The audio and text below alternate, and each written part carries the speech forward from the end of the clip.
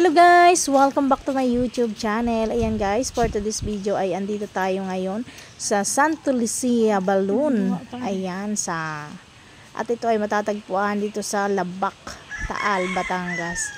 Ayan, ito po ay isang ruins ng Santa Lucia Church. Ayan, madulas.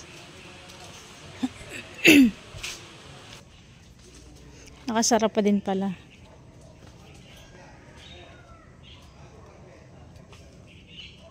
Public advisory.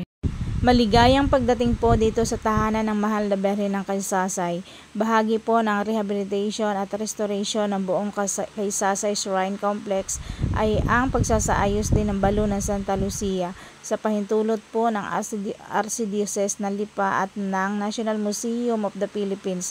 Pansamantala pong nakabakod at nakasara ang balon ng Santa Lucia sa kabuuang panahon ng pagsasaayos nito upang maiwasan ang posibleng aksidente sa lugar ng paggagawaan. Ito ay para rin sa kaligtasan ng mga deboto dumadalaw sa balon. Ayan, thank you po sa pagpapaalala. Ayan, nakita tayo dito guys. Sa katunayan guys, ng isang taon lang, nung kasalukuyang ako ay may sakit, dito po ako pumunta para magdasal at ipagkatiwala lahat kay Lord ang aking karamdaman. Subalit, ito po ngayon, ako ay malakas, kaya ako'y bumalik po dito para magpasalamat. Ayan, pray lang po tayo ng pray kay Lord at patuloy na magtiwala sa Kanya dahil siya lang po ang tanging nakakaalam at siya lang po ang may plano sa buhay natin. Ayan, thank you Lord dahil binigyan mo pa ako ng isa pang pagkakataon para makabalik dito ng malakas. Ayan, thank you sa kagalingan ng akin at kalakasan ng aking katawan, Lord. Ayan. At ito po talaga ang lugar na ito ay nakakapagpagaling ng mga may sakit. At isa po ako sa patunay na talagang gumaling po ako. Basta po ipagkatiwala mo lang kay Lord ang lahat-lahat. Hindi ka po niya bibiguin. Ayan. At yung balon po, yung tubig ay nakapagpagaling po yun. Sarado nga lang ngayon. Hindi tayo makakuha ng tubig. Ito po ay pangatlong balik ko na po dito. Yung una pong punta ko dito ay open pa po. Nakakuha pa po ako ng tubig dyan sa balon.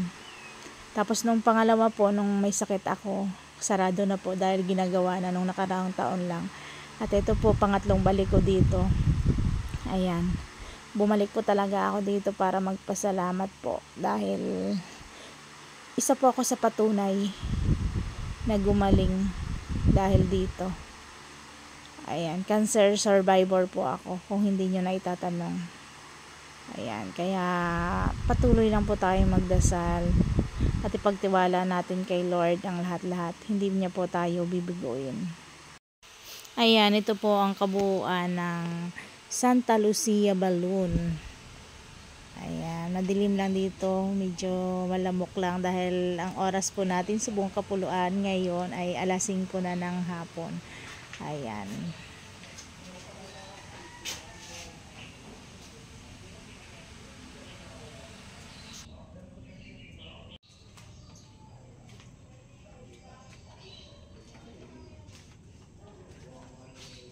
Dito pwede magtirik ng kandila.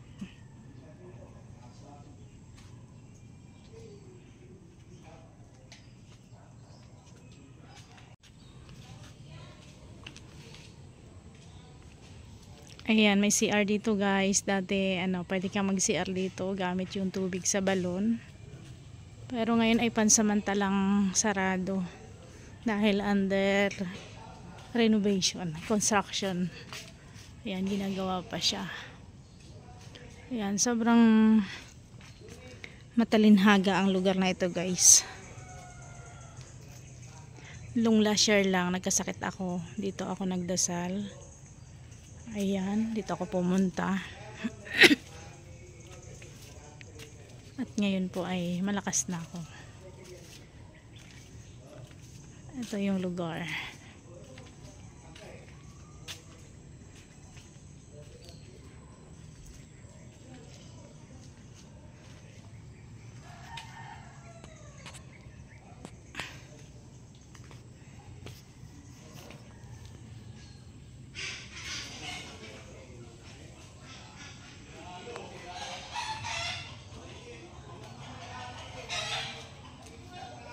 Sarado ang balon.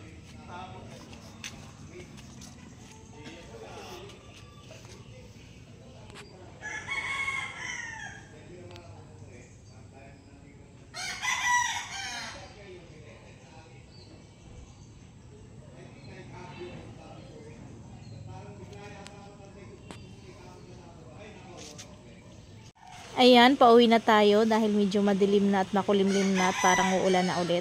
Ayan, kung bago ka pa lang dito sa ating YouTube channel, huwag mo kalimutang mag-subscribe, mag-like, and mag-share. At thank you very much po sa ating mga organic viewers at sa ating mga organic subscribers. Ayan, shout out kay Mama Celia Flores, kay Mary Rose Tatlonghari, at kay Rachel Magbudhi. Ayan, thank you for very much. Ayan, bye-bye. Ingat po kayo palagi. God bless you all.